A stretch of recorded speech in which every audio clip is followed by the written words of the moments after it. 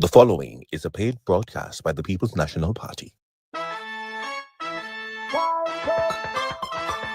Good evening, Jamaica. Tonight you will see the leadership team of the People's National Party. You will hear our plans, simple, straightforward, and ready to deliver relief and opportunity for every Jamaican. This is more than a broadcast. It is the people's guide to a better life. A guide built on fairness, dignity, and opportunity for all. So stay with us. Stay with the movement that puts people first. Jamaica, time come for a better life. The following is paid for by the People's National Party. In every constituency, on every issue, the People's National Party has assembled the strongest, most diverse slate of candidates in a generation. From doctors ready to heal our broken health system, to educators building a smarter Jamaica, business people growing the economy, legal minds defending justice, and community advocates speaking truth to power. This is a team chosen for competence, compassion, and commitment. Led by Mark Golding, a good man with a good plan. This is not politics as usual. This is the team to rescue Jamaica, rebuild our future, and restore pride in leadership.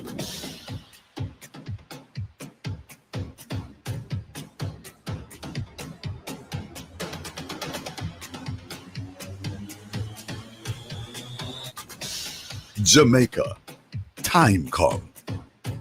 The proceeding was paid for by the People's National Party. I'm asking you to invite the leader of our noble movement, and as we ask the Jamaican people to ensure is so, the next Prime Minister of Jamaica, who is able to stand before us with integrity, a strong record that we can trust, one who believes in opening up opportunities, and of course, a love, an abiding love and respect for the people of Jamaica. Please make welcome our very own Mr. Mark Jefferson Golding. Ladies and gentlemen, comrades and friends, I just want to acknowledge the officers of the party who are here. I want to acknowledge the officers of the party who are here, all our candidates, members of the diplomatic corps who are here, well-wishers. It's really an important evening. Jamaica stands at a decisive moment in our journey of nationhood. The People's National Party is ready for the mission ahead, and I'm honored to be entrusted with the historic task of leadership. I respectfully seek your support and pledge to respect it by working hard and honestly for you every single day. While the macroeconomic numbers have improved steadily since 2013, due to bipartisan commitment to a sustained program of fiscal reforms, the daily reality faced by our people is very different.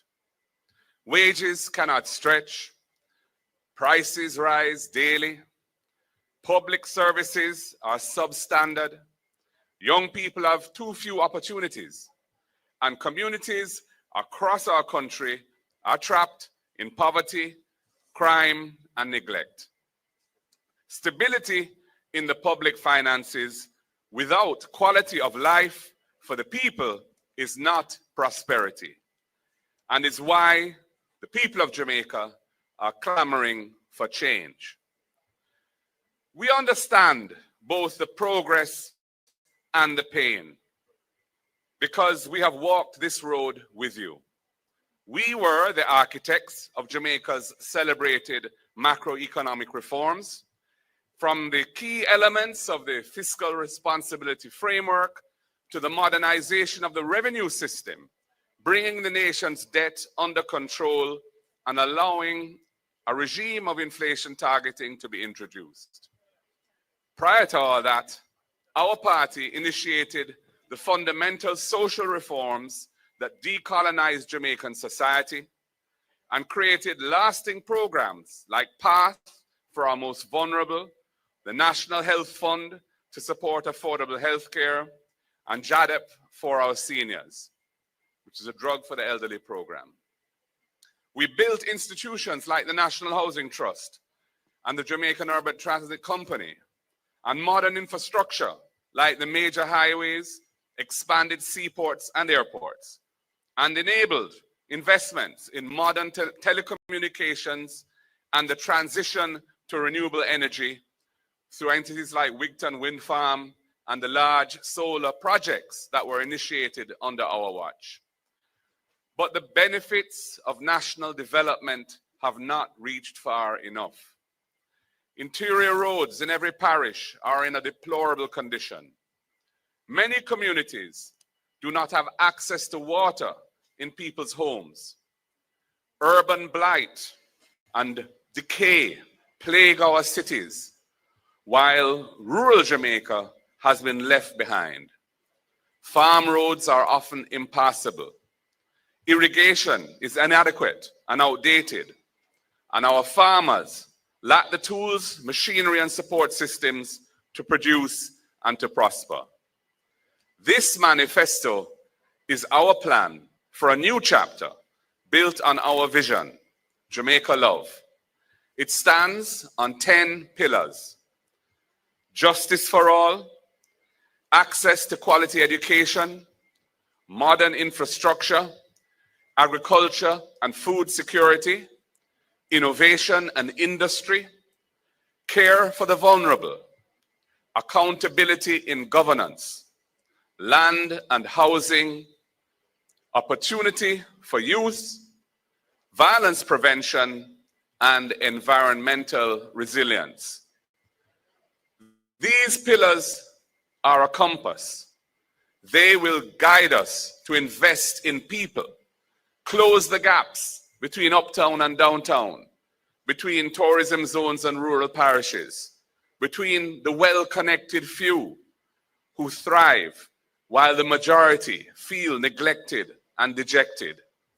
We will protect economic stability and leverage it into inclusive and sustainable growth, creating a new era of opportunities for those who are now excluded from prosperity, while tackling corruption and the abuse of power in governance. Jamaica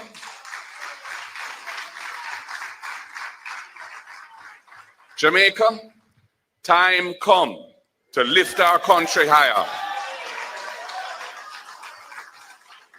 Time come to lift our country higher and build a future that belongs to all of us. Let us take this journey together. Thank you.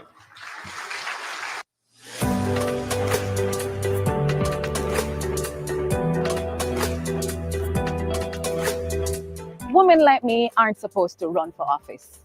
I'm from a community where our dreams and our future seem to be predetermined by our circumstances. I'm from Garland, right here in South St. James. My father is a pastor, my mother a homemaker, and I grew up in this community. I shopped from these shops. That, for me, felt like the heart of our community. Education gave me a pathway forward, but it came with challenges: underfunded schools, overcrowded classrooms, and a sense that rural communities like ours were overlooked. For far too long, South St. James has been excluded from the national development agenda. The schools I attended, the roads I walked, and the farms I ate from are still here, but so too are the challenges we faced. I want to see South St. James become a model for rural development in Jamaica. We may be rural, but we're not invisible. It's time we got the investment we deserve. This is about ensuring that every child has access to quality schools and nutritious meals. Every farmer has the tools, land, and market access to thrive. Every road connects families, businesses, and farms to opportunity. Every home has reliable water, internet, and electricity. Every community has spaces and programs to grow stronger. These springs, these roads, these community raised me, and we have to change them, because there's a generation ahead of us who's depending on us to ensure that the circumstances we lived through is much better for them when it's their time to shine.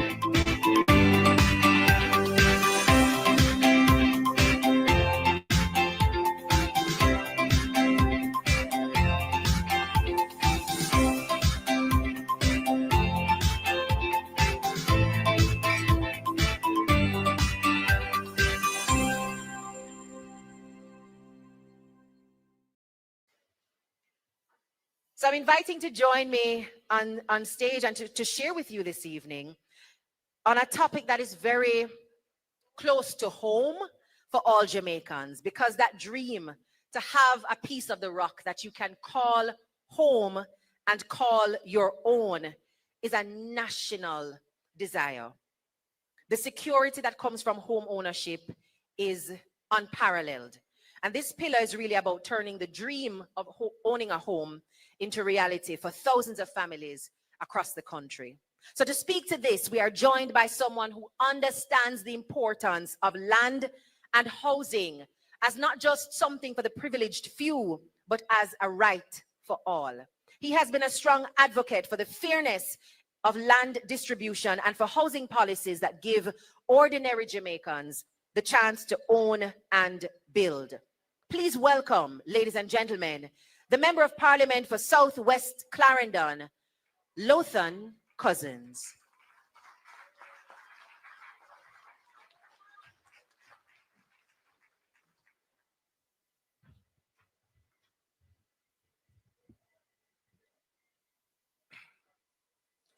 My fellow Jamaicans, comrades all, members of the diplomatic corps, and party leader, Mark Jefferson Golding, next Prime Minister of Jamaica. And with the announcement of the general elections, which is due, I think it's September 3rd, we are no longer an opposition party. We are a government in waiting.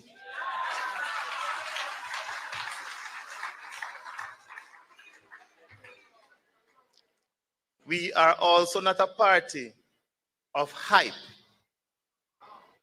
We are a party of substance.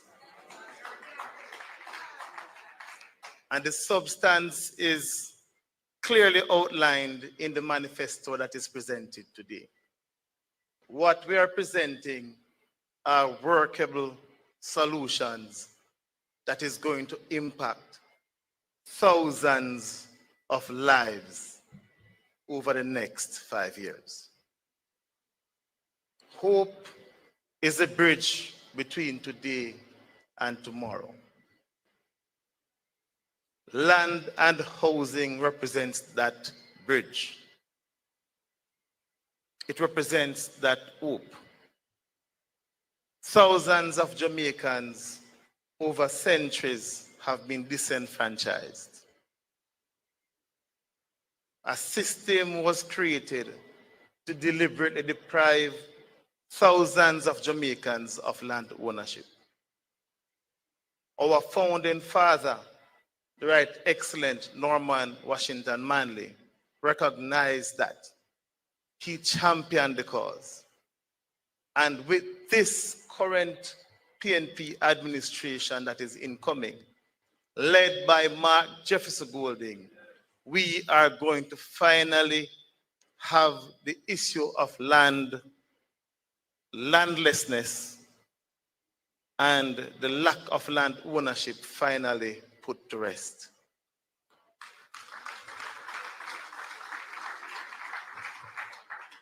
When I closed my presentation in Parliament, I closed with the words of Norman Manley, and I'll begin there. Land represents justice. Housing represents dignity.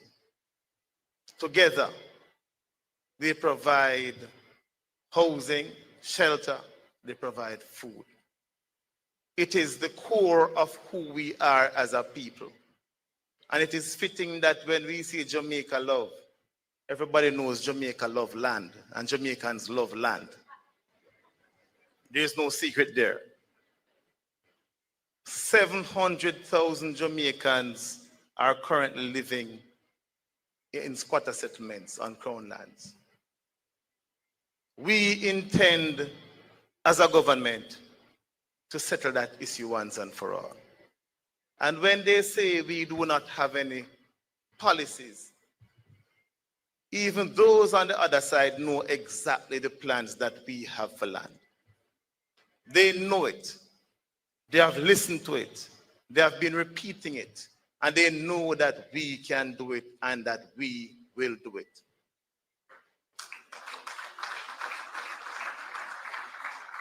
We will reduce the number of years for those who are living on squatter land from 60 to 25 years. That is for those living on crown lands. The law originated in England. England has reduced that to 10 years. It therefore makes no sense as a country for us to have that law which was in place that was designed to deliberately keep land ownership away from our people in place in the next PNP administration. We will ensure that as soon as practically possible, the legislation will come to Parliament and that law will be amended forthwith.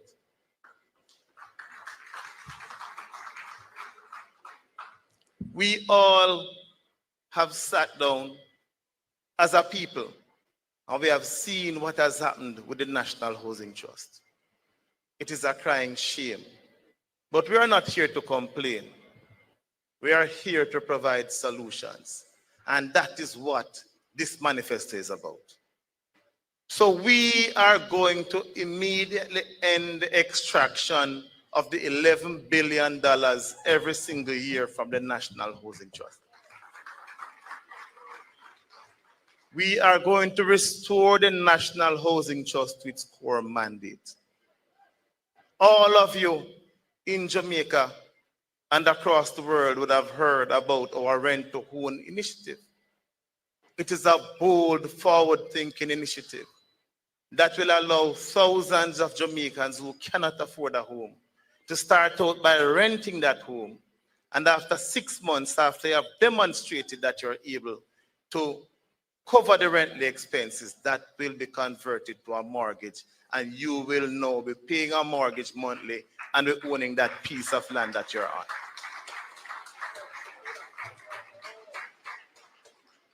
For the young home owners, we have said it before, every single year we're going to make $1 billion available so that you can get not a loan, a $500,000 grant for those who are up to 45 years of age.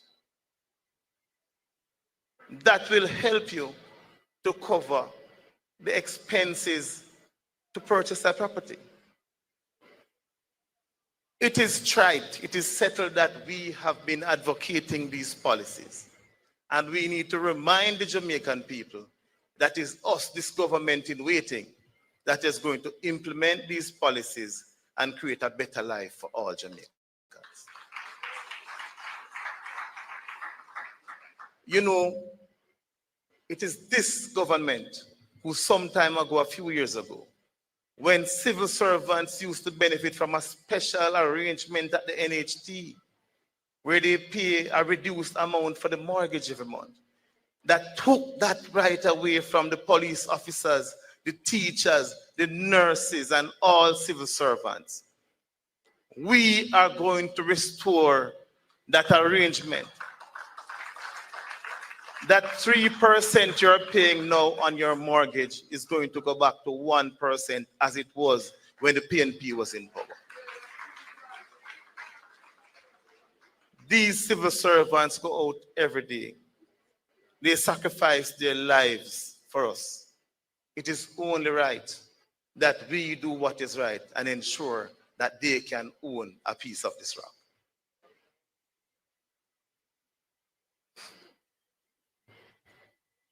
This PNP government waiting is going to provide also special arrangements for persons with disabilities.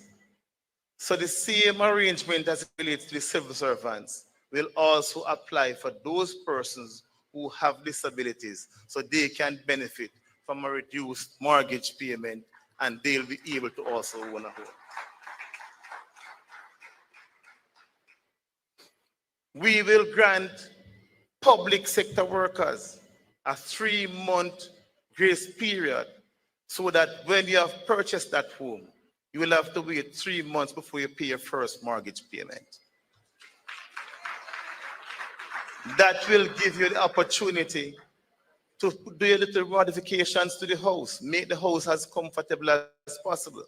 Because we intend to construct 50,000 starter homes in the next 5 years. And with these starter homes, you will need the extra cash. So we believe that housing is a right as a party. We are committed to the cause. You have a decision to make on the 3rd of September. Take a look at the manifesto. Listen to the policies and the plans of the People's National Party. The decision is clear. Time come. Time come for a better Jamaica. And time has come for the People's National Party to be restored to its rightful place as the governing party for Jamaica. The word is love.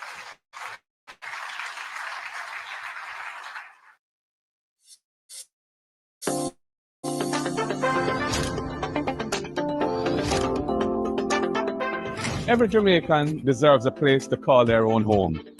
Our plans are to make that a reality. We don't bulldoze people's homes, we build them.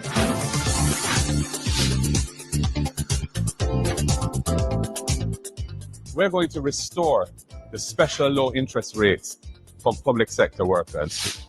We're going to introduce a 3-month moratorium period after you buy the house, so you have some time to furnish it and do little fixing up before you have to start making your mortgage payments. And we'll increase the debt service ratio for public sector workers so that you can qualify for a bigger mortgage loan. We're really thinking about you guys. And for our young people, we have the Young Owners Fund, a $1 billion annual fund within the NHT, where anyone up to 35 who's buying house for the first time, if they're an NHT contributor for at least 2 years, can get a grant of $500,000 towards the deposit on the house. And if you're a person who is working but can't produce a payslip because you're in the informal economy or you're struggling to save enough for a deposit for a home, we have the rent-to-own plan, where you can go into the house as a tenant, paying rent equal to the mortgage, and after 6 months, if you can establish your capacity to pay the rent on time, you'll be eligible for the mortgage. You can draw down the loan and become an owner of the house and step up in life. Because housing is not just a luxury for the few, it's a must for everyone.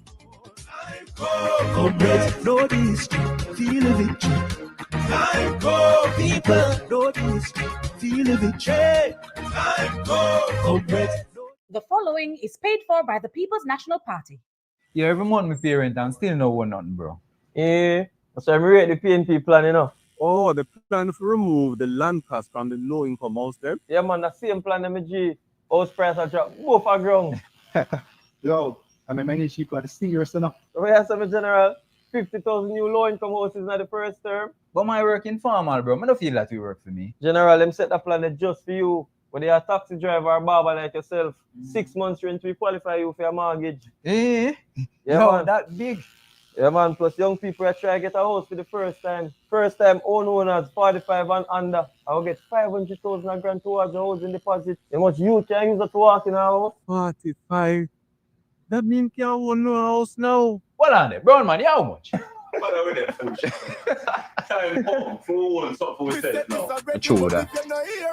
The proceeding was paid for by the People's National Party. Plenty of people run for leadership and promise to walk with you, but then they walk away from their plans. But how many would sit with you, really sit with you? You should never have to choose between your education and your future.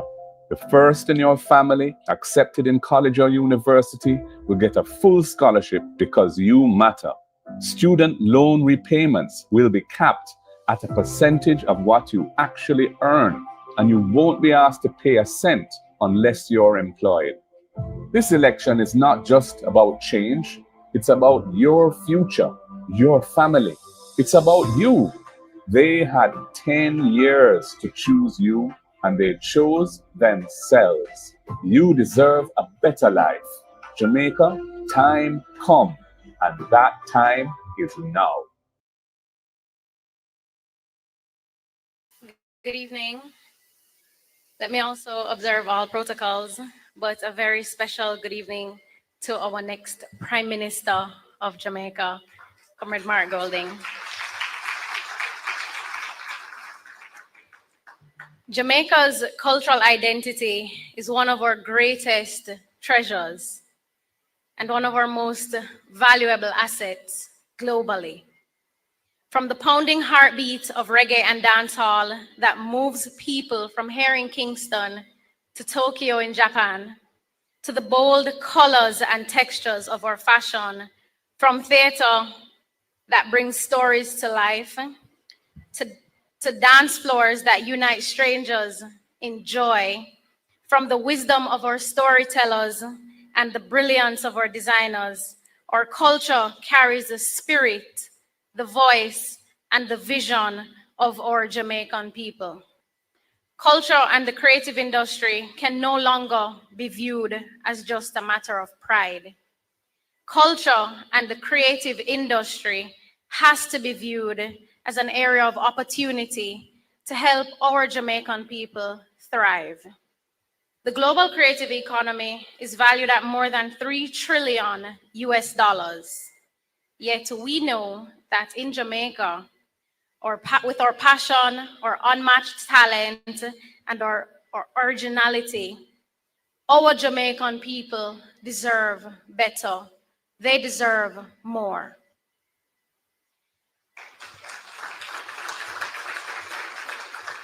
Time come for us to put our creatives first and ensure that the work that they put in are put on the global stage so that they can also thrive. Because as Bob Marley has done, we know there are many other creatives in Jamaica that can do the same and more. The People's National Party believes that culture and the creative sector are not just about entertainment and artistic expression. It is a serious driver of economic growth, of job creation, and innovation. It is a vehicle for community transformation, and it is a pathway for our young people to turn their dreams into reality and into viable careers. Today, we say, time come to invest in our people, to protect their work, and to build the infrastructure that will take Jamaican culture further than ever before. Our approach is clear, our vision is bold, and our commitment to our people remains unwavering. First, we will invest in the creative industry like never before. Establishing a $1 billion creative economy fund designed to support business development, content creation, training, and community-based arts. We will create a creative industry park and music heritage museum in none other than Trenchtown, honoring our icons while nurturing the next generation of talent. And across the island, from Portland to St. Anne to Westmoreland, we are improving small studios, creative hubs, and community venues, so no corner in Jamaica is left out of this creative movement. And secondly, as one of the youngest candidates here, we are proud to say that we will also be investing in our young people, placing special focus on youth employment and capacity building. We will open doors for our young people through internship and mentorship in every creative field. We will retool the Creative Production and Training Center, the Media Technology Institute, with cutting-edge training in film, animation, in music, and audiovisual production. And from early childhood classrooms to adult learning centers, we are prepared to expand the cultural curriculum. Because creativity is not just an inborn gift. We know it must be nurtured at every stage of life. The third thing we will do is strengthen business development and regulation for creatives. Through Jamaica Creative,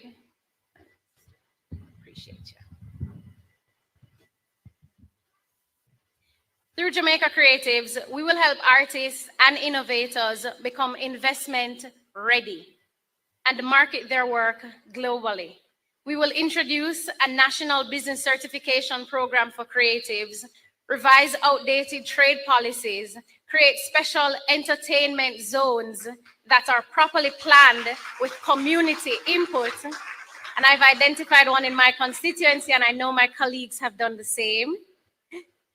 And we will simplify entertainment licensing through a single national system. Fourth, we will ensure policy reform and institutional strengthening. We will reinstate and empower the National Cultural and Creative Industry Commission, streamline government agencies to remove duplication. And if you're in the industry, you know how important that is. And ensure that public funds for creative projects are spent transparently and fairly. Let me go again.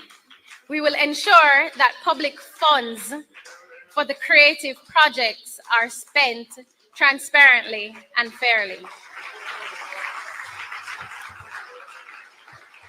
We will repatriate important Jamaican artifacts held overseas and modernize our museums and galleries. And yes, we will bring back the cultural passport program so our young people can put the devices down and experience the richness of our Jamaican culture firsthand.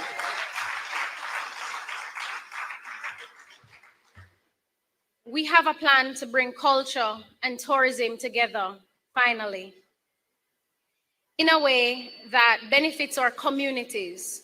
We will work hand in hand with the Ministry of Tourism to reinstate and promote community festivals to ensure that Jamaican culture is at the center of our tourism identity. So when my tourists are going to Bob Marley in 9 Mile, they can stop in Alexandria and enjoy some opportunities and some good fun with my constituents. And finally, we will give national recognition to 2 giants of Jamaican culture. We will confer the honor of National Hero on the Honorable Robert Nesta Marley, who, might I add, is from my constituency, and the Honorable Louise Bennett Coverley, in recognition of their enduring legacies and the way they carried Jamaica to the world with dignity, authenticity, and brilliance. Ladies and gentlemen, the People's National Party understands this simple truth. Culture is not a side note. It's not a side hustle. Culture is the heart of our story as Jamaicans. It is the very heartbeat of this nation. When we invest in our creatives, we are investing in Jamaica's future. When we protect our cultural heritage, we are strengthening our identity. And when we take our talent to the world, we are claiming our rightful place in the global economy. So let us build a Jamaica where creative people thrive, our culture shines, and our economy grows. Time come for the creative economy to take center stage. Time come for Jamaica to lead the world, not just in rhythm, but in revenue, in recognition, and in respect. Jamaica, time come for our creatives. Thank you.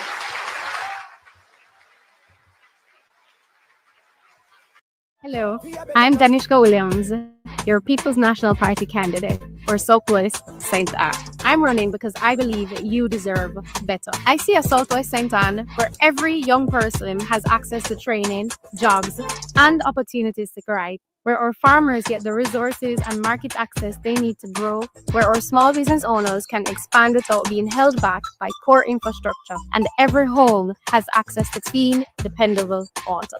I am committed to walking alongside you. This is not a promise made in passing. It is our blueprint for progress. Southwest St. Anne, I am your change agent, and time come for change. Jamaica, time come for a better life. And now I ask you to join me in welcoming, as we explore the first pillar of Mission Jamaica Love, justice for all. A lady who has spent her days, and I suspect nights when we can't see, preparing for her presentations in the nation's Senate. She is a voice of courage and a champion for fairness in our laws and in our society. Please, a rousing welcome for Senator Donna Scott Motley. My fellow Jamaicans, party leader, the leadership of the People's National Party, and my brave, wonderful comrades who will be embarking on a successful battle on September 3rd. I bring you love.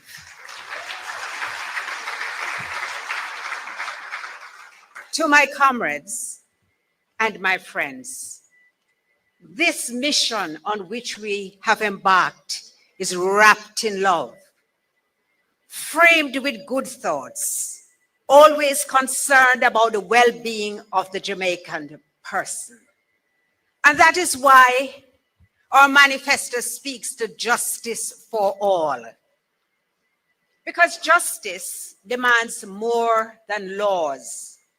It requires an environment that upholds the dignity of all who serve and all who seek justice. We are committed to upgrading and expanding the physical infrastructure of courts across Jamaica to ensure that judges have a secure and functional chambers, that court staff must work in conditions where they are comfortable so that they can actually deliver to the people, and litigants, the most important persons in this context, especially, you will forgive me, rural, because I come from country, in rural and underserved communities, will feel that they have been taken into consideration. They deserve facilities that reflect the seriousness of the matters to be considered. As you can appreciate, at the very top of our agenda will be constitutional reform for sovereignty and for justice. Because if you love your people, you must give them a place where they feel appreciated and valued. And so we will pursue constitutional amendments through a transparent and participatory process that engages shareholders from the ground up. We will be speaking to the church, to trade unions, to civil society, to all actors in this great design crafted in love. And we will roll out a consultation process.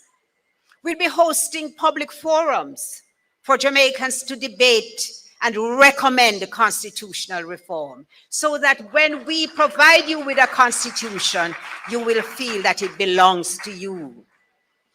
We will be implementing school and community outreach programs, because that's where it all begins, with our children, as we build a new nation alongside them. Of course, we'll be launching broad public education and awareness campaigns, all aimed primarily at the outset with replacing the British monarch with a Jamaican president chosen by the people and accountable to the people. We will make the Caribbean Court of Justice the final court of appeal. We shall replace the British, the United Kingdom Privy Council, and have a court which brings justice at the highest level to our people. We shall strengthen parliamentary accountability. We shall introduce impeachment and recall. And we shall have committees chaired by opposition members, because trust me, that is how you ensure that everybody upholds the values which they pledged to do when they took the oath under the Constitution as they were sworn in. We shall have a discussion and consider fixed election dates and term limits, and this is no idle promise.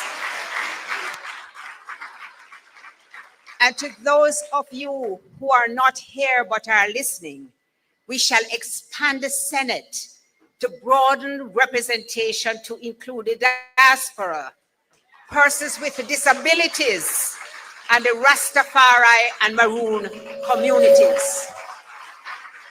Inclusion for all. We will also prioritize legal changes that reflect our identity and deepen justice. You heard our manifesto in Patois? Well, we will recognize the Jamaican language as an essential part of our Jamaican identity. We shall protect historically marginalized groups, particularly people of African descent, through a national ban on hair discrimination, a reparations advocacy framework grounded in international law. We shall have legal protection of our ancestral spaces and our cultural practices. We will have full recognition of Rastafari as an indigenous religion with associated rights. And we will reach an accord with Maroon communities to give a modern interpretation to their ancestral treaty rights. You think we're done? No.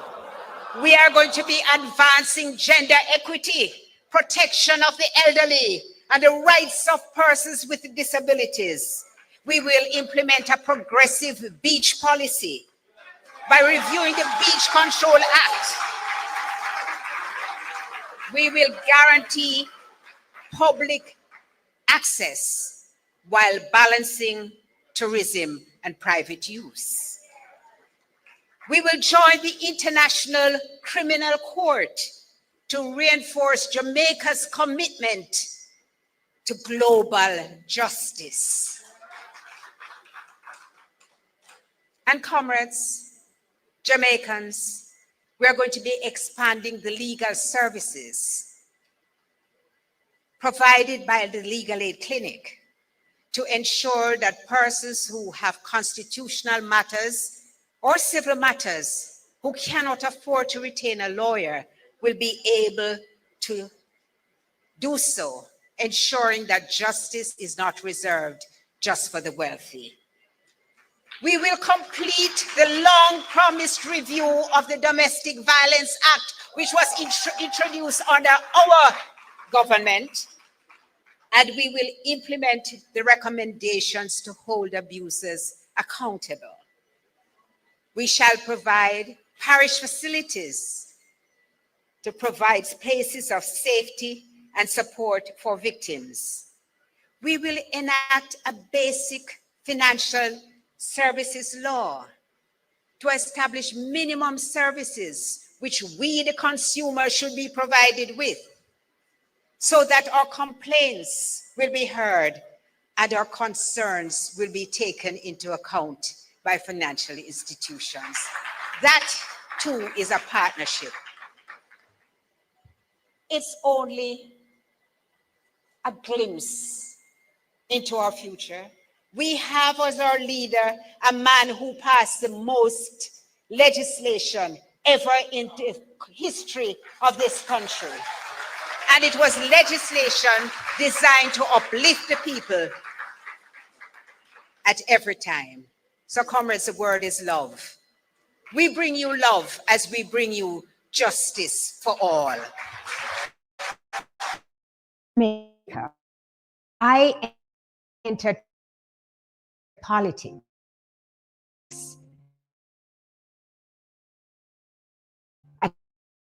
a time when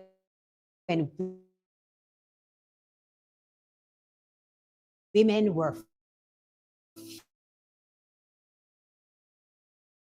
few in the arena. We faced significant 22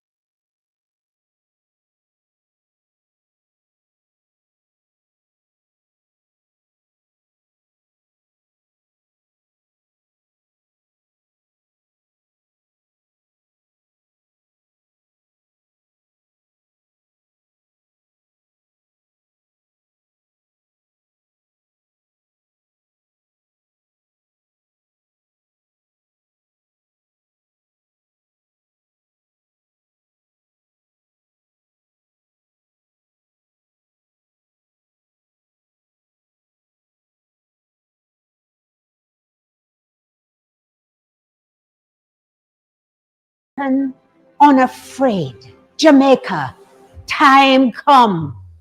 Hello, I'm Senator Gabriella Morris, your People's National Party Member of Parliament candidate for Northwest St. Anne. My commitment to you is built on a vision for community empowerment. It's about driving economic growth by supporting small businesses. It means expanding education and youth development. I would work to ensure healthcare for all, so no matter where you live, you have access to quality medical services. We will also improve our infrastructure, from roads to community facilities. I bring the experience to deliver results. Rally with Gabby, because time comes for a better life.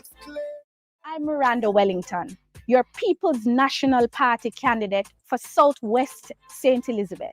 I was raised in Flagaman, where I learned the value of hard work.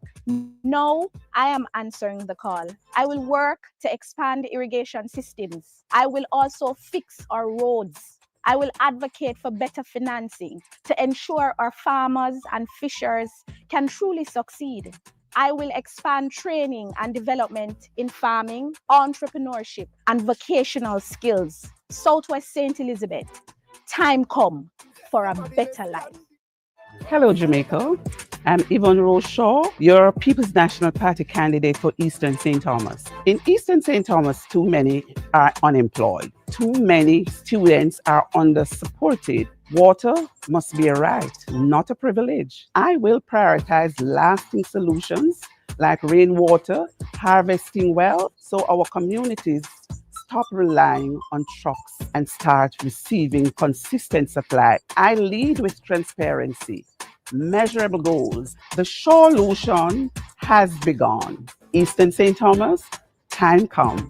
Jamaica, time come for a better life.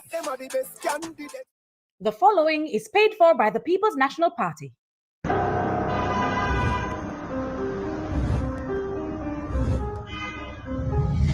Jamaica's public health system is broken. Every week we hear the horror stories. Long waiting times, no beds, basic equipment not working. Hospitals and clinics are in crisis. While this government cuts ribbons, Jamaicans are being left to suffer in overcrowded, under-resourced facilities like this one. The next PNP government will change this. We're going to shift focus.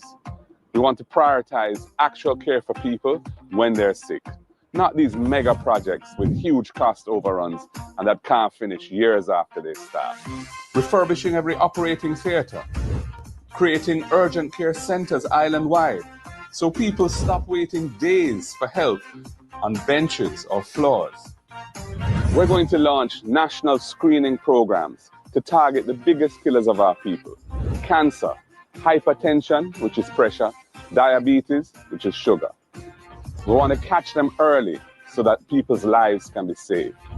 We will make the investments to ensure that every parish hospital has the equipment it needs to deliver the services required by the people. And stop the outsourcing racket that leaves patients with nothing but bills and delays. And we will support our healthcare workers, not just with words, but with housing, with training opportunities, and with respect. This is not about PR. It's about saving actual people's lives. Next PNP government will deliver proper, decent healthcare for the people of Jamaica. Time come. Time come, no history, feel the victory. Time come, people, no history, feel the victory. The proceeding was paid for by the People's National Party. Prematurity is a medical condition, not a cause of death. I am not speaking to you as just a politician, not as a PNP, not as a doctor, but as a Jamaican. We must put Jamaicans first. We must modernize hospitals and clinics, expand primary care, train and keep more nurses and doctors, strengthen maternal and child health, and expand mental health services in every parish. This is about more than healthcare. It is about life, dignity, and hope. Because in a new Jamaica, no mother should fear losing her baby or her own life, and no Jamaican should be left without care. Jamaica, time come. He is known for creating some of the most engaging pieces of content that humor us, but also call us to think deeply about the things we might overlook or take for granted. Now, one of the things I've learned is that it takes a sharp, witty mind and a wise soul to give a good joke. So fun and joke aside, our next speaker is a serious leader, and he is deeply committed to not just reforming and tinkering and fiddling with our healthcare sector, but transforming it entirely, prioritizing a patient-first approach to how we treat with our vulnerable populations, and not just centering on healing the sick, but a focus on prevention and wholesome wellness.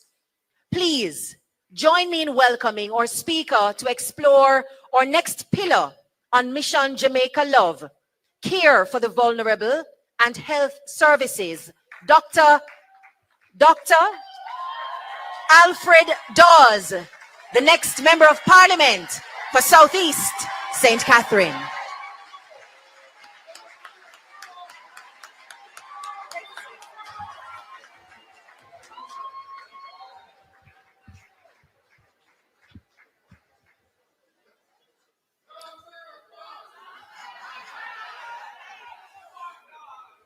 All protocols observed. A special greeting to the next Prime Minister of Jamaica.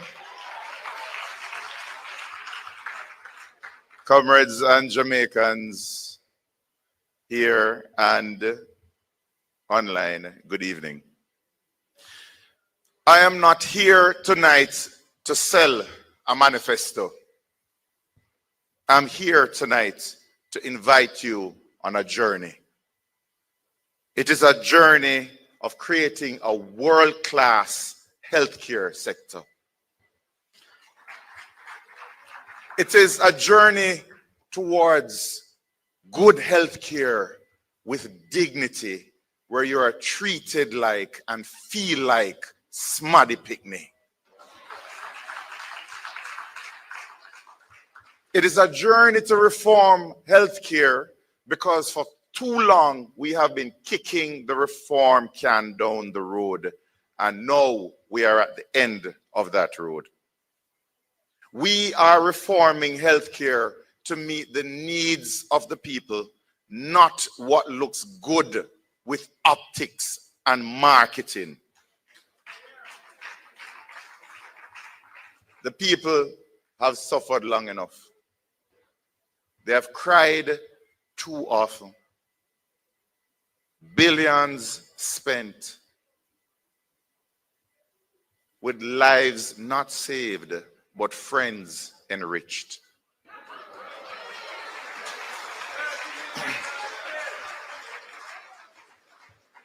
The People's National Party will not boast of the money that is spent it will boast of the lives saved.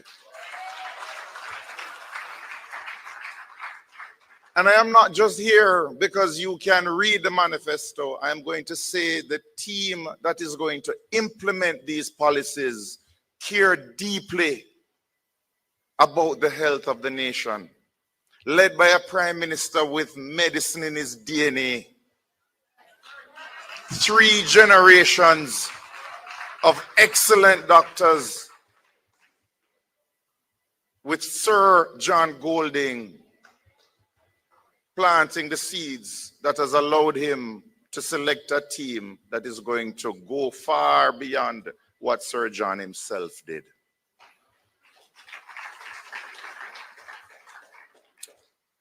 I have been the doctor who decides who gets a bed and who gets to sit in a chair for days because there are no more beds. I have been the doctor who decides who gets oxygen because oxygen is low. I have been a part of the medical team that has decided who gets to go into ICU for that one available bed and who has to die. And that is not a responsibility that you would want to wish on your worst enemy, but it is a responsibility that is faced every day by our healthcare workers. You don't want to be those healthcare workers, and worse, you do not want to be that patient or relative. Billions wasted, millionaires created.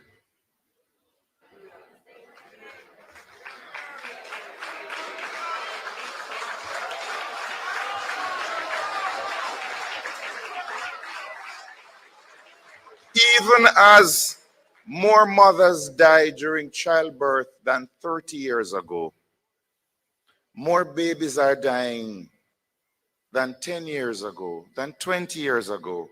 More Jamaicans now are suffering under this healthcare sector.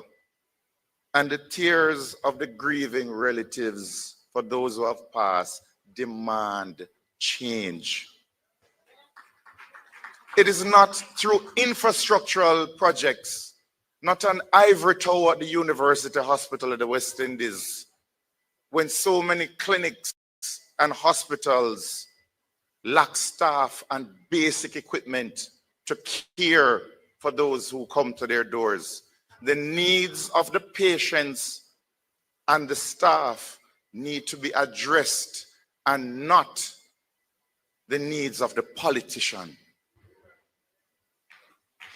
It cannot be that policies are guided by ribbon cutting over service. Nothing short of comprehensive reform of the entire healthcare sector is acceptable. The regional health authorities, over 20 years now, we know that there is needed some level of reform, and we will make those painful reforms. We will change administrative functions. We will fix the wastage of money. We will drill down on the procurement issues that are facing the Ministry of Health.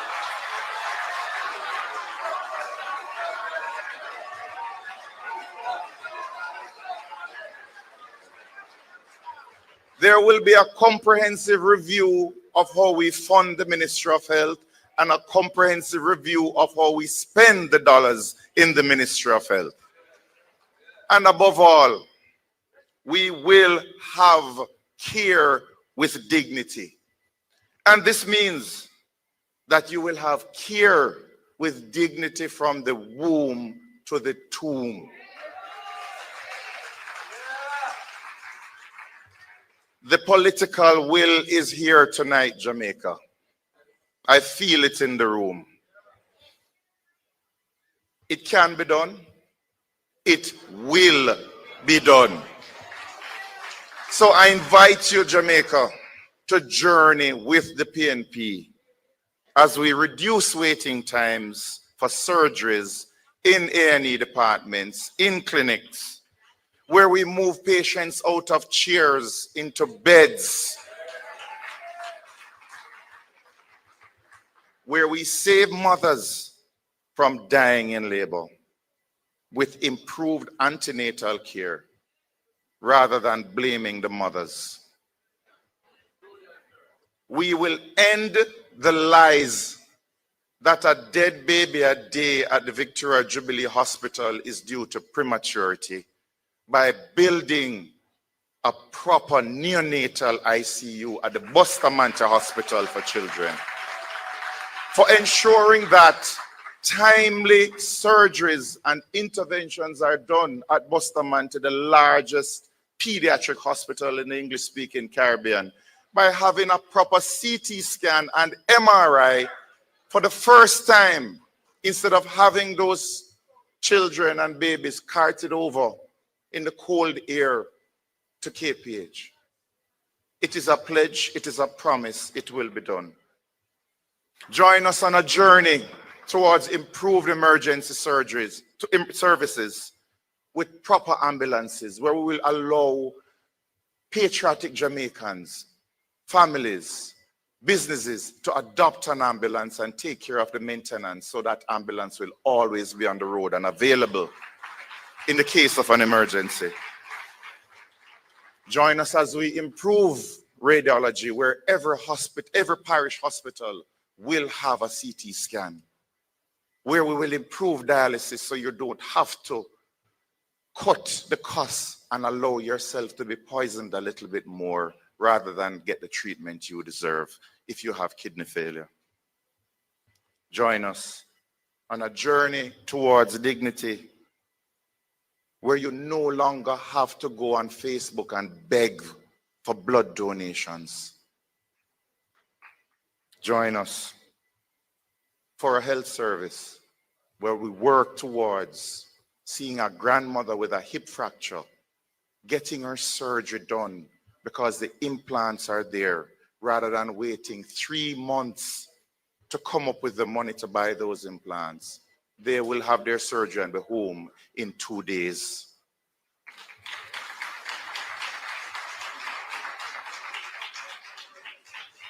We are on a journey to create a primary care system where if you can't afford to go to the clinics will come to you with home visits through community health aides, where you will be screened, and we will manage the diabetes better. We will manage the hypertension better, so that we will have less strokes, less amputations.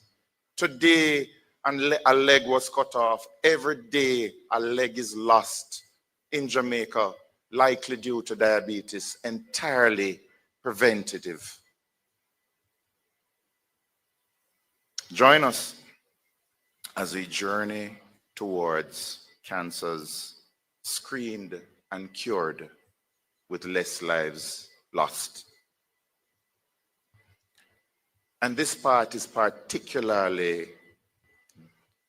emotional for me, because 3 years ago, my mother was diagnosed with colon cancer, and I've told this story before with her permission.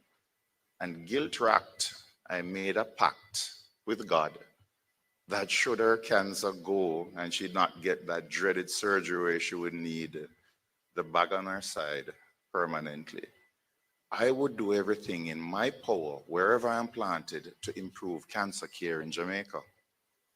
And yesterday, after her follow-up colonoscopy 3 years later, she continues to be cancer-free. Without any surgery, it disappeared from stage 3 to stage 0. And it reminds me that the pledge I made 3 years ago is not for her, but for those who could not afford the Tony Thwaites bill, who cannot afford a private doctor, those who can't call a friend and say, get a colonoscopy done. They have to wait 2 years. And during that time, the cancer grows where it is incurable. It is the reality that is facing a lot of Jamaicans, and one that I have vowed to help to put an end to that misery.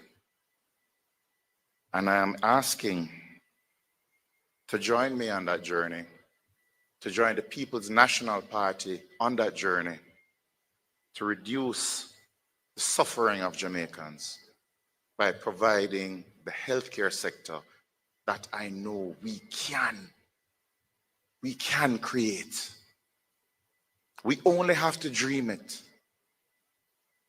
because the team is there to do it.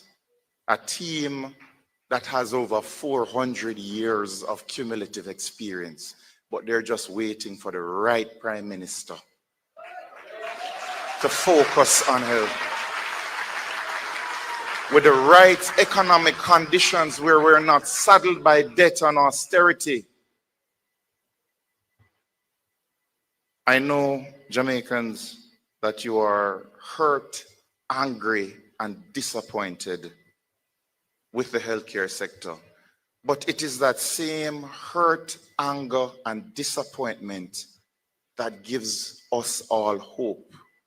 Because now you are demanding, for the first time since universal adult suffrage, that health be a priority in a general election. And with this awesome responsibility of who forms the next government hanging over both parties' heads, it is for Jamaicans to choose the team who they believe cares more about their health rather than the gimmickry and the ribbon cutting.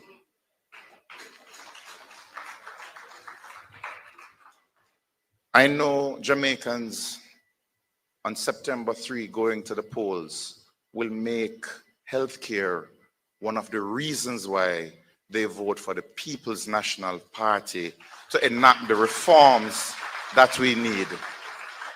Our parents, grandparents who have gone before us, they demand it. Our children, the next generation, require it of us.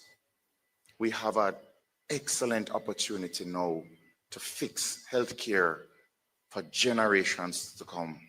Let us not waste it. Let us do the right thing. Thank you. The following is paid for by the People's National Party.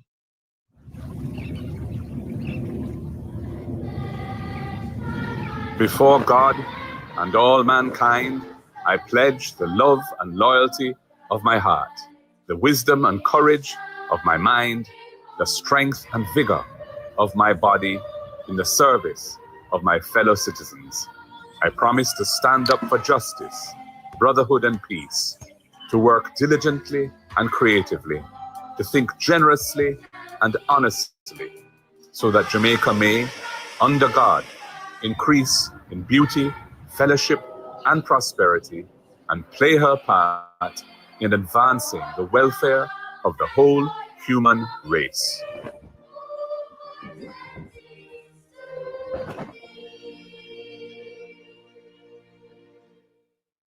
The proceeding was paid for by the People's National Party.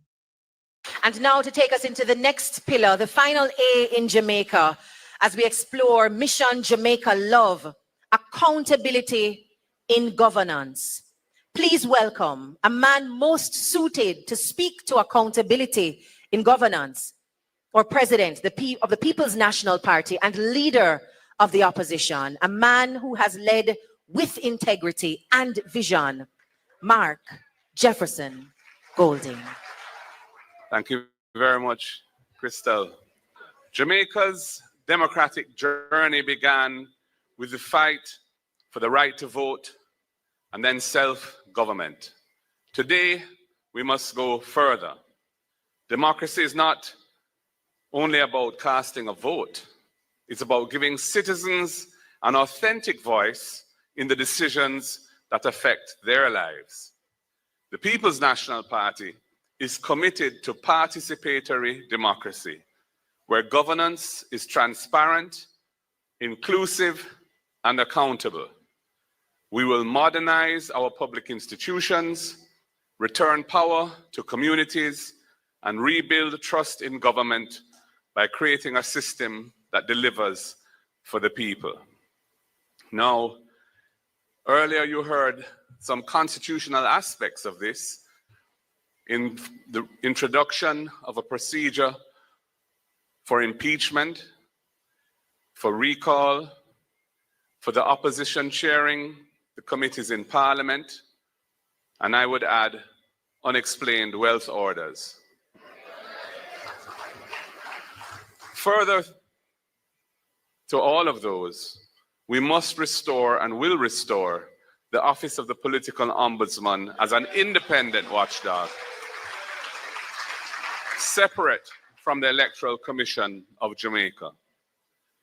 We must ensure the independence and effectiveness of the Integrity Commission to enable it to pursue its statutory mandate without fear or favor, including desirable improvements, such as the modification of the so-called gag clause to achieve a workable balance between protecting legitimate reputational rights and ensuring timely disclosure in the public interest. I've said in the coming elections, there will be candidates who are under investigation for illicit enrichment, and the voters will not know who they are other than one.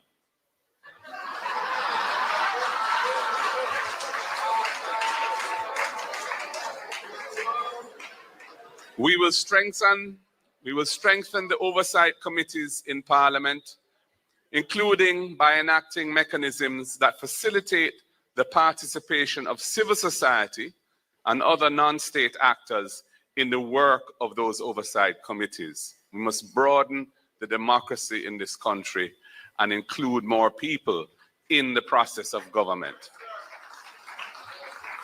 We will modernize the Access to Information Act, which was introduced by the People's National Party and which needs further reform, including to implement simpler processes, shorter timelines, and a broader scope to facilitate the flow of information to the public.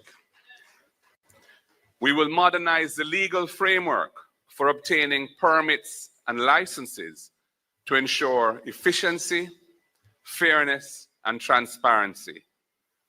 We will increase the monetary jurisdiction of the parish courts so more Jamaicans can have access to justice that is affordable and closer to home. And I would remind that the emergence of the parish courts took place when I was Minister of Justice, when we modernized the system from resident magistrate courts to the parish court system. And we will hold public dialogue on the National Sex Offender Registry to ensure a balance between public safety and rehabilitation of offenders, because the society is calling for that. In local government, we will build on the constitutional amendment enacted in 2015 that guarantees a local system of democratic governance. We will review the 3 strategic laws that we passed under Portia Simpson Miller: the Local Governance Act, the Local Government Financing and Financial Management Act, and the Local Government Unified Service and Employment Act, with a view to making necessary adjustments followed by full enforcement of their provisions, which has not happened yet. We will empower the parish development committees and community development committees to create local plans. We will shift focus from constituency politics to community development by expanding the powers of our municipal corporations to make a difference in local people's lives. And we will establish a national People's Assembly, including diaspora representatives, to review laws and shape policy impacting local communities.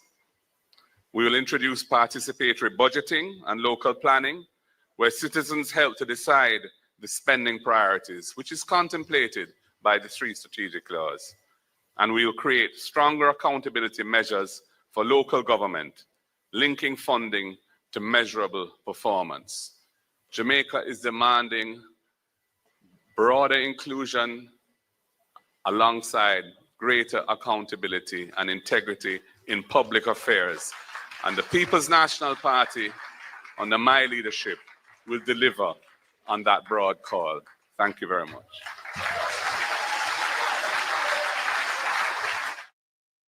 The following is paid for by the People's National Party. Keisha, What? why am I never saying at the exam? I never have enough money to pay the school fees, so I just couldn't do the exam. Hold on, Keisha, hold on. What? Saying I hear about the PNP First in the Family program. No? What that? It's a program where if you're the first in your family, if you attend college or university, you get a scholarship for funded. But me already there college, that have nothing to do with me. Keisha, calm down. Yes. Hold on. It no matter if you're already in college or if you just got started, you can still get it. So does that mean that my little brother get to say that I made it? Definitely. You're going to be the first, but you definitely won't be the last. That sounds fun. Sounds good. Keisha, that sounds great. Where's some? It sounds like time come for sure. Education is the bridge between struggle and opportunity. It is how we lift families and grow a modern economy. The proceeding was paid for by the People's National Party. Has been there for 10 days. They're the ones who 10 years. Did I say 10 days? Or they have most 10 days and look a bit left. But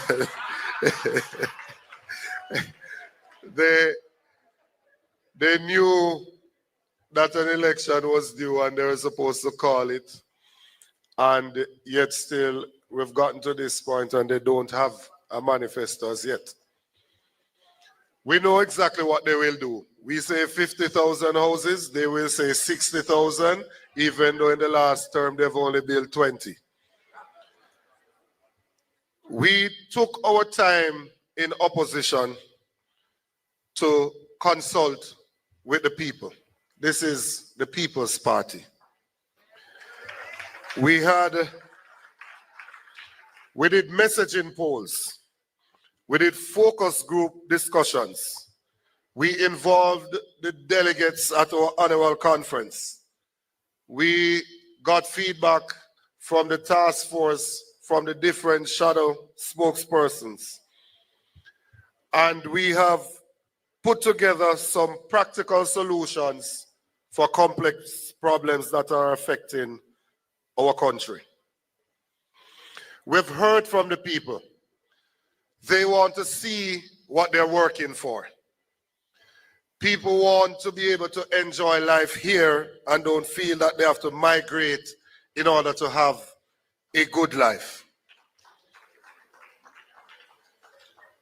There is a burning desire for people out there that they want a better quality of life. Like Paul Bogle swinging his machete from Stony got in St. Thomas heading to Spanish Town, better, Moscow. Like Miss Lucky toiling over the dirty laundry, washing them to send our 3 children to school, better, Moscow. Like a higgler in St. Elizabeth, who toils and carries her goods to Kingston to the market to sell so she can afford to send her children to school, better, Moscow. That taxi driver in St. Mary that is working hard, that now can finally own a home through the rent-to-own program, understands that he will bring dignity to his family, better, Moscow. That child in Clarendon up in Crooked River that needs to get down to St. Hilda's and can't go on the whole school buses but needs that subsidy to take them to school, they must understand that better, Moscow. That youngster in Manchester that has done everything that we've asked of them, have passed 10, 11, 12 subjects, but now have to be working in a wholesale or somewhere else. They understand now that they too can go to university and break the intergenerational chain of poverty. Better must come for that family. For that teacher in Portland that is building the next generation. And in our time off, want to enjoy the beach but can't enjoy the beaches in this Jamaica, the land of wood and water. They too must know that better must come. I want to say to Jamaica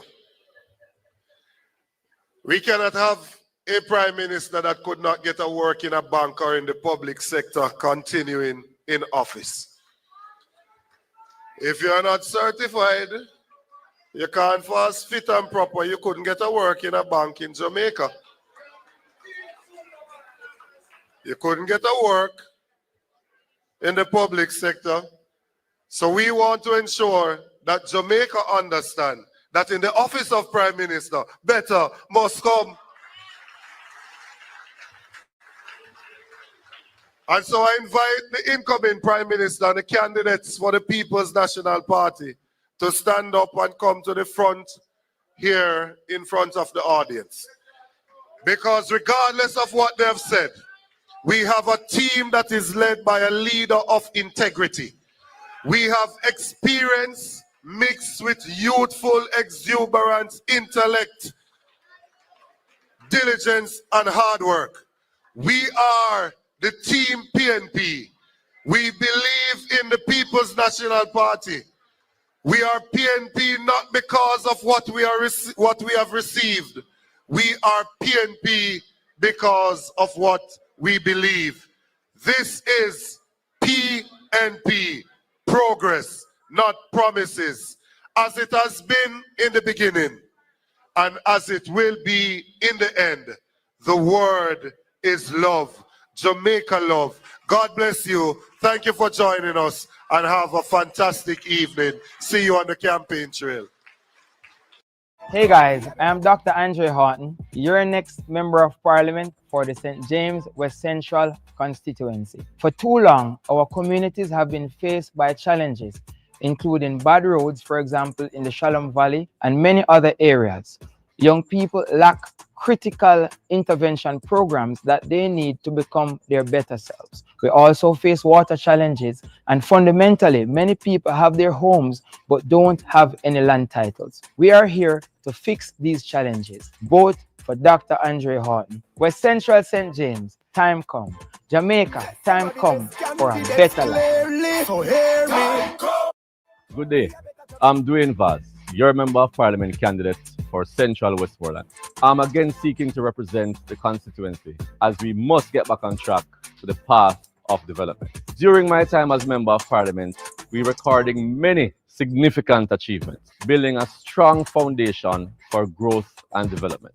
And I remain passionate about serving our communities. We will focus on infrastructure, education, training and job creation, agriculture and land, housing, sports and entertainment, health and tourism. Central Westmoreland, time come. Jamaica, time come for a better life. Hello, I'm Christopher Brown, and I'm the People's National Party's candidate for Southeast St. Mary. Southeast St. Mary is the last in line of our constituencies in the parish. The prosperity that was promised has missed the majority of our people. I'm running to bring hope to our people and to answer their cries and hopes for a better life for themselves, their families, and their districts. We have multiple community centers that are closed and dilapidated, while our youths have not a single training center in the constituency. Thousands of our people live and farm on lands for generations without a title to show ownership. People are migrating, jobs are leaving, businesses are closing and struggling. There are no opportunities for our youth or farmers or people to strive. Our infrastructure is poor and neglected, and our people are being told to accept it because it is rural life. But it does not have to be this way. We can and will do better. We'll give our youths a start by supporting their passions, their dreams. We'll give titles to our people for the lands that they live and farm on. We will build houses for our people and fix our roads and water supplies. And we will actively support our farmers and harness the massive ecotourism potential of our constituency to provide jobs, opportunity, and businesses for people. After 2 terms of neglect, it must be about the people and their cries. We must do better. On election day, vote for a new vision of Southeast St. Mary that includes your hopes and desires. Vote for Christopher Brown and the PNP. Southeast St. Mary, time come. Jamaica, time come for a better life. People of Southeast St. Anne, I am Dr. Kenneth Russell, your People's National Party candidate. I know our struggles. and I know our strengths. We will redevelop our community centers and turn them into real hubs of opportunity. We will also tackle the issue of land ownership head on. It's time for families to own what is rightfully theirs. We will invest in our young people, offering grants for small business development. We will strengthen our education system, making sure every child is reading by grade 3, that school meals are available for all. The time is now. Southeast St. Anne, time come. Jamaica, time come for a better life. The People's National Party believes that the future of Jamaica rests on the safety and vitality of our communities. We envision a country where every citizen lives without fear and takes pride in the places they call home. We must acknowledge a hard truth. From 2016 to 2023, the annual murder rate averaged 25% higher than under the previous PNP administration. Even with the welcome reductions this year, more Jamaicans have been murdered in the 2 terms of this Andrew Holness administration than in any other 2 terms in our history. The recent reduction has come from targeted, evidence-based policing, an approach the PNP has championed all along, even while years were wasted on unconstitutional and ineffective states of emergency. Now we have an opportunity to chart a new course, one built on justice, on data, and on hope. Our approach begins with recognizing violence as a public health issue.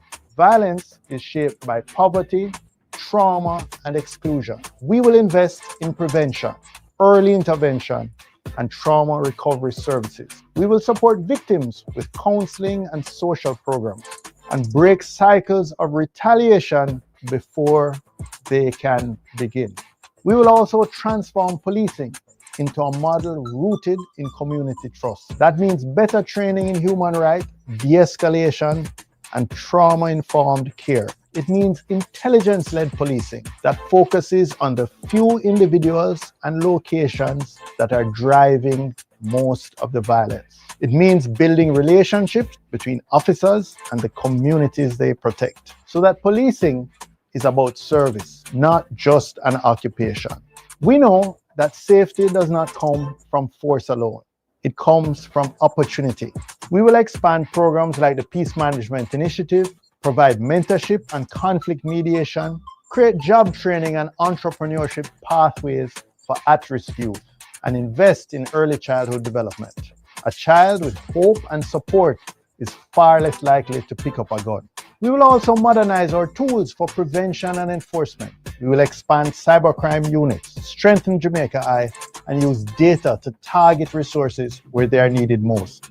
And we will support our police officers with fair pensions, proper benefits, and the equipment they need to stay safe.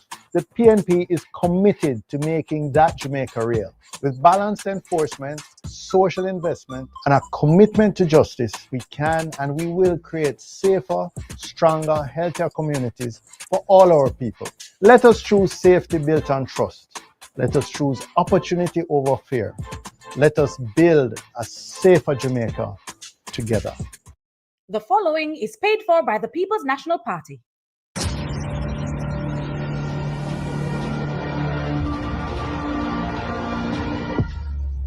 Sabina Park. This ground helped to make me. At 14, I dreamt of playing here. Battled here. He's hoisted that away. That's a typical way behind shot result. Played as part of Team West Indies here. But if I were 14 today, that boy wouldn't play 45 tests or win the Champions Trophy. He wouldn't even wear maroon. Why? Because Jamaica gave up on cricket. We did not even bid for the T20 World Cup in 2024. The current government forced the Talawas to leave. Absolutely no support. Gone to Antigua.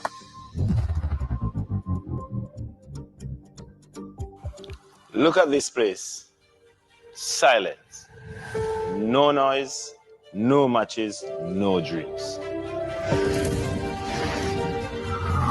How can kids fall in love with cricket, lovely cricket, when they have never seen it, never leave it. Cricket was a key part of Jamaica's sporting soul. And now, we're leaving it to die. No investment, no vision, no action.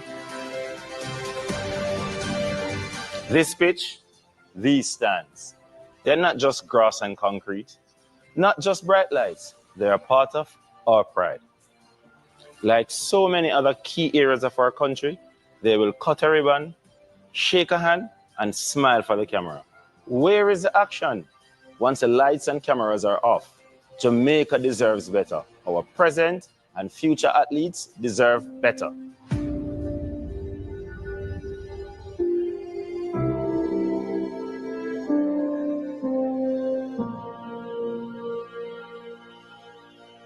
The proceeding was paid for by the People's National Party.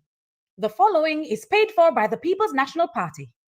Judith, you know, say me like the plans of the PMP after this election, girl. What you think? Girl, babe, my friend, me say me see it, I me no like it, me love it.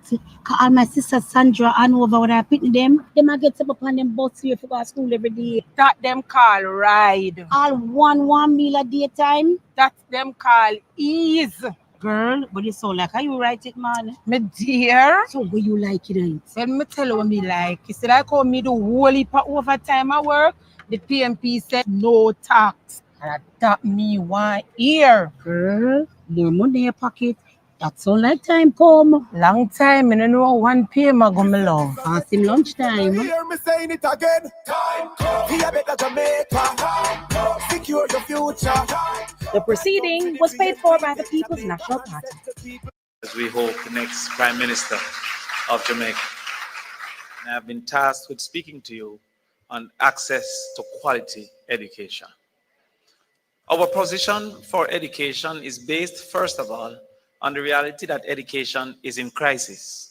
And not only is education in crisis, there is great deterioration over the last 10 years. Some of the facts that we must acknowledge is that over 11,000 children are not achieving basic mastery at the 6th grade level in mathematics. Additionally, 18% are achieving 5 subjects, including math and English. That means 82% has not achieved the basic graduating numbers that we desire. Indeed, we have also recognized that there is a concern at the absenteeism, but also at the literacy level. In the last 10 years, literacy in 2015 reduced from 84% in 2015 to 65% in 2024. The same subject, about 5 subjects including math and English, reduced from 28% in 2015 to 18% in 2024. Therefore, we acknowledge that education is in crisis. The second acknowledgement is that the mantra of education is a contract between God and man that states, first of all, that every child can learn, which God has allowed, but the second, every child must, is the duty of our government, of our teachers, and of our parents. We therefore are committed to achieving that role that humans have gained in that contract with God. Our overall objective and the ultimate aim within our lifetime is to have 1 degree per household or its equivalent in vocation, suggesting therefore level 4 of heart qualification in vocations. That, however, would need multiple tenets, multiple hurdles to be crossed for persons, first of all, to be able to attend the university, and the second of all, to be able to be successful at that level. We look at the first proposal that we have made for university, which is the first in the family scholarship. This indicates, therefore, that the first person to matriculate to university would receive, as indicated by the leader in his budget presentation, a full scholarship to the university.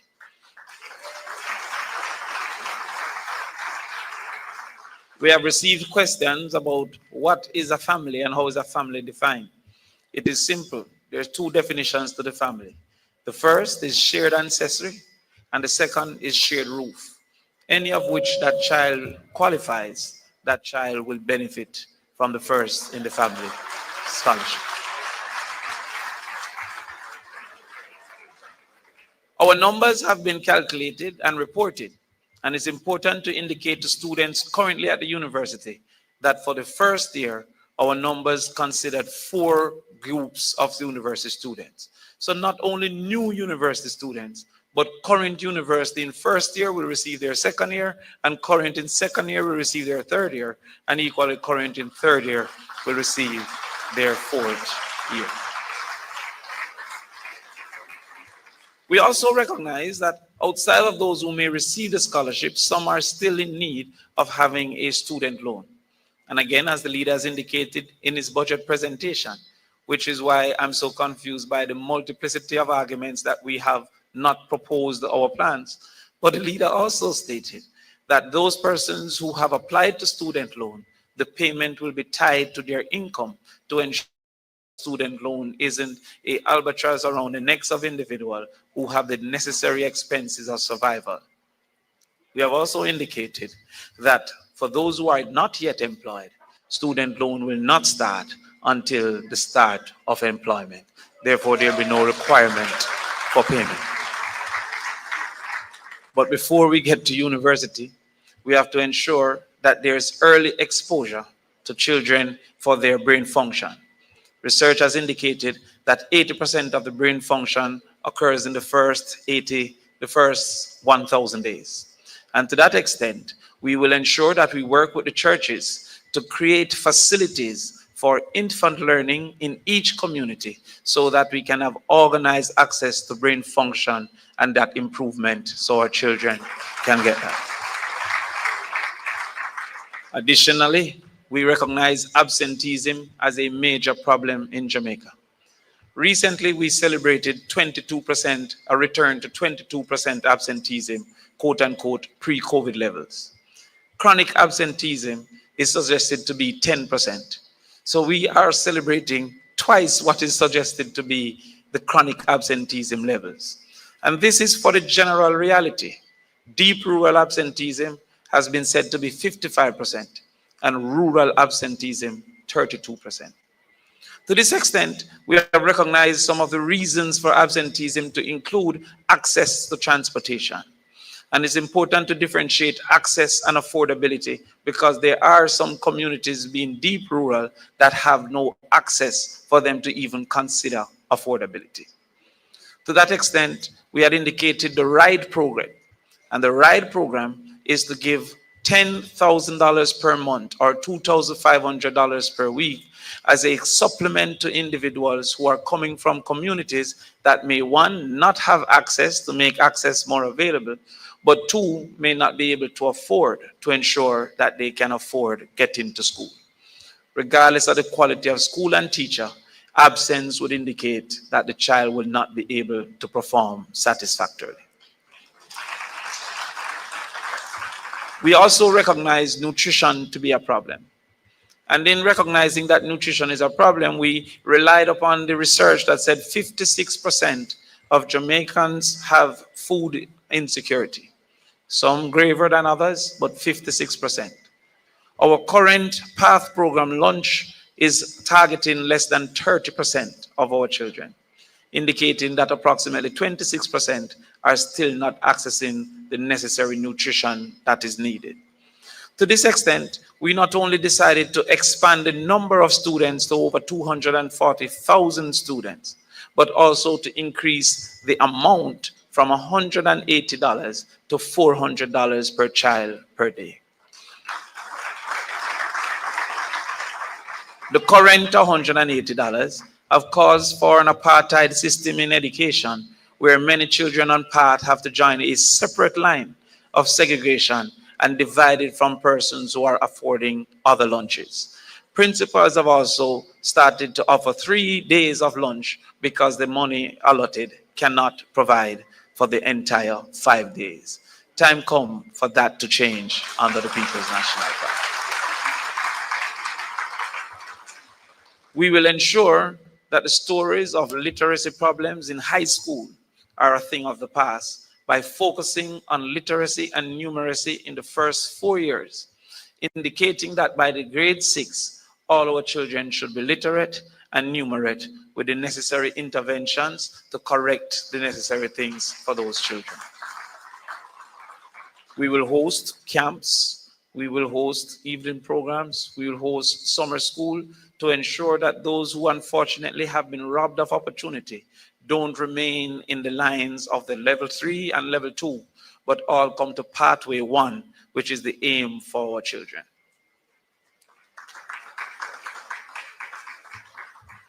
Finally, we will ensure that our children have great access to the necessities of a teacher in the classroom.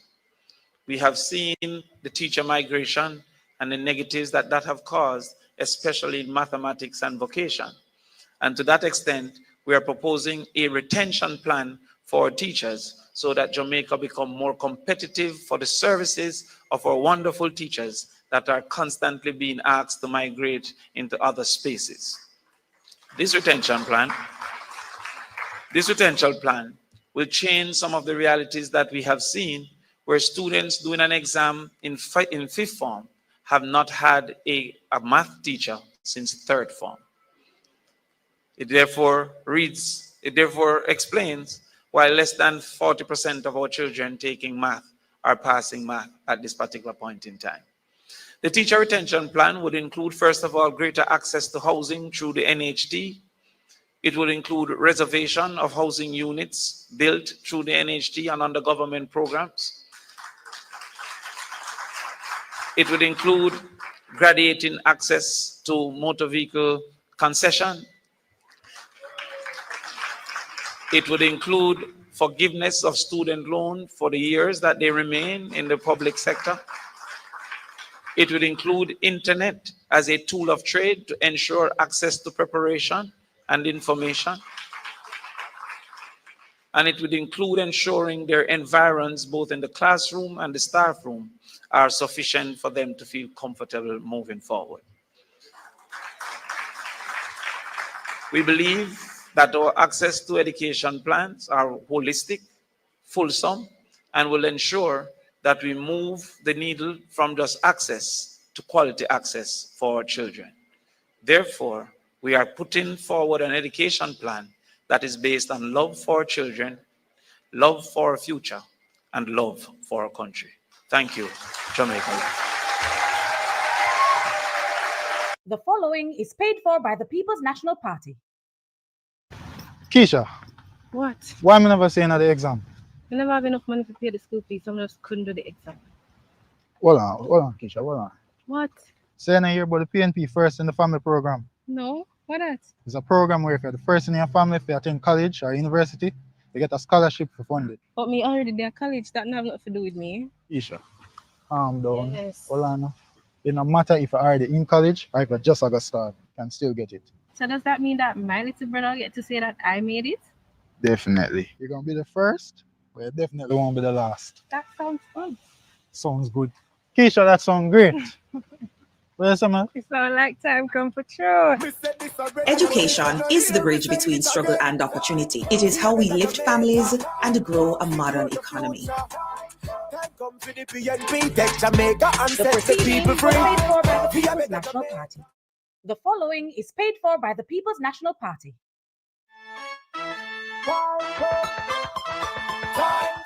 So you're still not gonna choose me? Nope. Say now I ride on the yellow bus. That don't sound safe. How about 70,000 new houses? You never do that the last time. How you gonna do it now? 15% tax on overtime? That don't cut it. 2 Pro Box then. Who you think you're talking to? Here's what.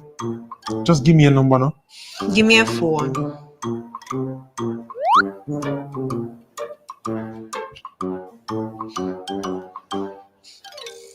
3.5. How will you get shirt? Come, I love the 3.5. Under the PNP, if you earn $3.5 million or less, you won't pay a cent in income tax. On September 3, Jamaica, put your eggs beside the head. The proceeding was paid for by the People's National Party. If you work long hours to keep Jamaica running, You deserve to take home every cent you earn. For too long, our police officers, firefighters, security guards, and hospitality workers have been taxed on their overtime and gratuities. That ends with the next PMP government. We will remove taxes from overtime pay and service charges. Because if you give more, you should keep more. You put in the extra work. You go beyond the call of duty. Your sacrifice should be rewarded, not taxed. It is time for fairness. It is time for respect. Jamaica, time come for a better life. The following is paid for by the People's National Party.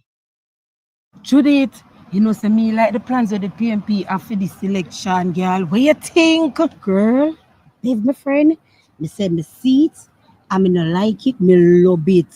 Cause all my sister Sandra and over when I pitting them I get up on them bus here for go to school every day. That them call ride. All one meal a day time. That them call ease. Girl, but it sound like how you write it, man. Me dear. So what you like it ain't? Let me tell you what me like. You see, like how me do whole heap of overtime at work, the PMP said no tax. And that me want hear. Girl, more money in your pocket. That sound like time come. Long time, I don't know one PM go me love. Passing lunchtime. Hear me saying it again. Time. Be a better Jamaica. Time. Secure your future. The proceeding was paid for by the People's National Party. The following is paid for by the People's National Party.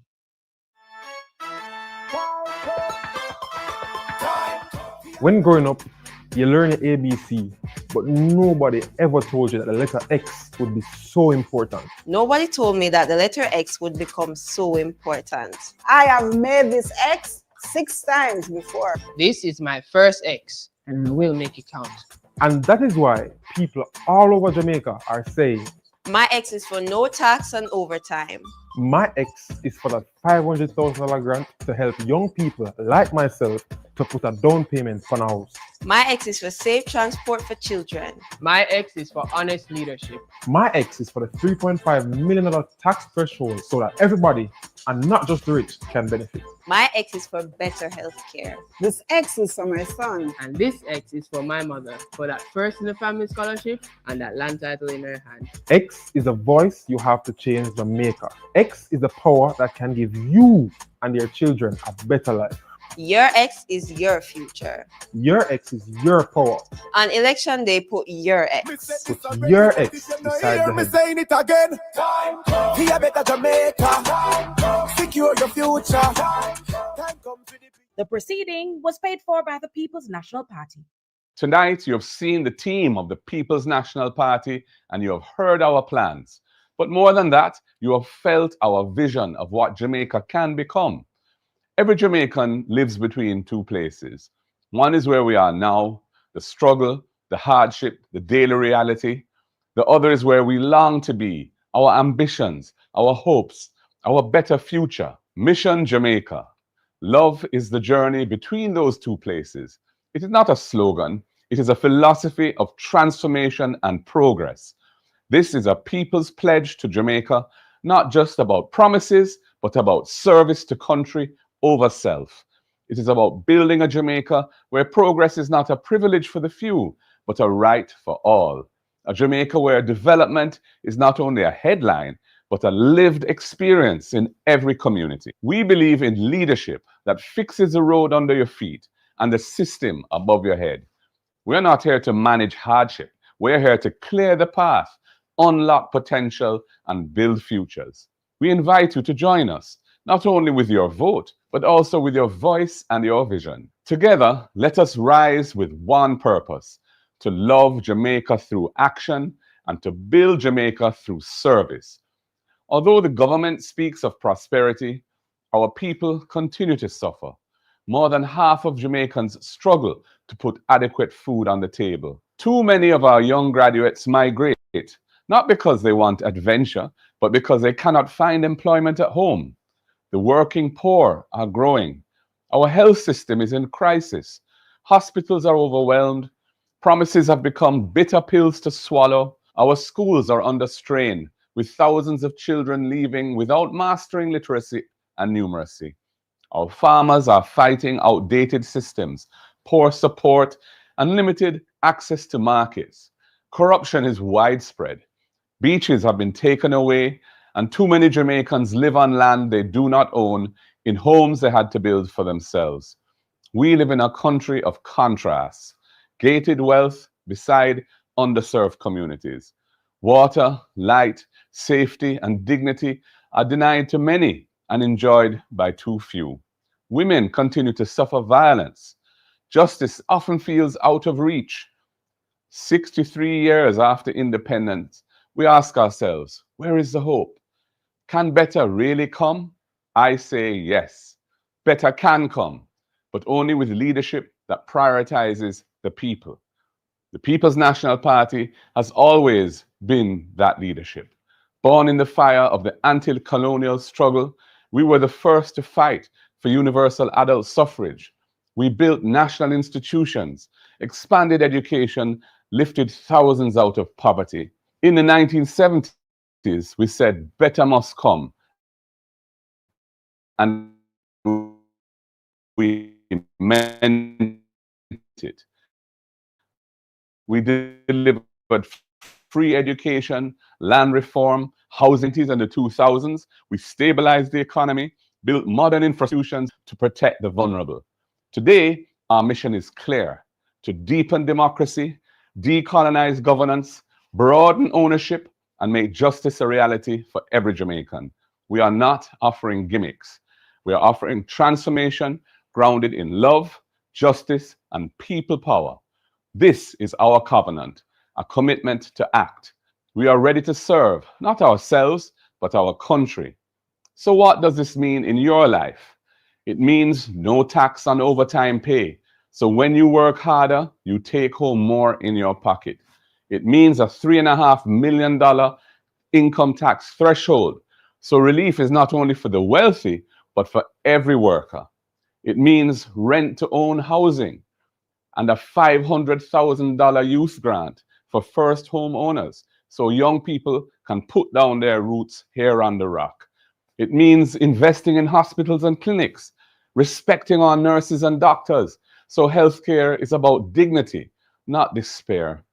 It means opportunities for youth, with startup grants, training hubs, and real jobs in modern industries.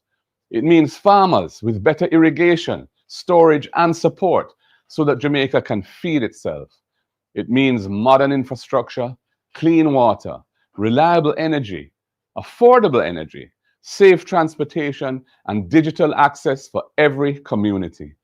It means education that guarantees every child can read and count, and every youth can access training or tertiary studies, and that teachers are supported and respected. It means innovation and industry, not just low-paying jobs, but a Jamaica 4.0 that is future-ready, creative, and globally competitive. I have met the mother who works double shifts and still cannot save to buy any land. I have met the graduate who wants to start a business but cannot access any capital. I have met the farmer who loses his crops because the irrigation system fails and no one comes to help. Their struggles are real, but change is coming. Relief is coming. Hope is coming. The world is changing fast. Pressures are real, but opportunities are also within our reach. Jamaica must act boldly and wisely. Every plan we put forward is rooted in local needs and aligned with global possibilities. This is not just a critique of what is wrong. It is a roadmap of what is possible, a roadmap to equity, dignity, opportunity, and shared prosperity. My brothers and sisters, this is the leadership Jamaica deserves. This is the moment we cannot miss. On election day, put your X beside the head, because your X is your voice. Your X is your power. Your X is our future. Together, we will build a better life. Together, we will make justice real. Together, we will bring fairness, dignity, and opportunity to every Jamaican. So let us rise with one purpose. Let us rise in one spirit. Jamaica, time come for a better life.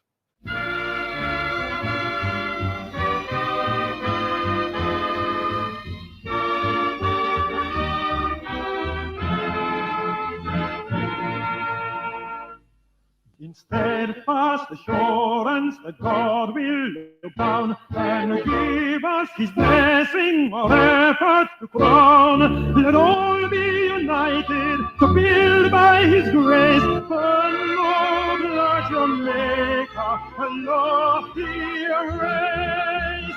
Land of my birth, I pledge to thee, loyal and faithful.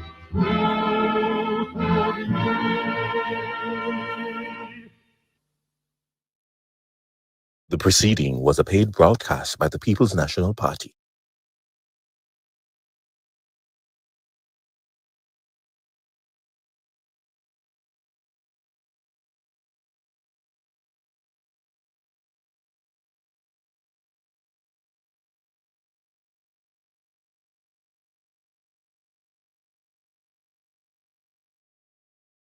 I know why you come to me with that foolishness, you know.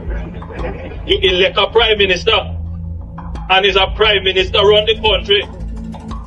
It is time we learn to hold our leaders accountable for their actions and stop making excuses for them. Stop making excuses. Otherwise, go elect the people who really run in the country. And I don't want the right side of the argument. Hold the people you elect accountable and stop making excuses for them.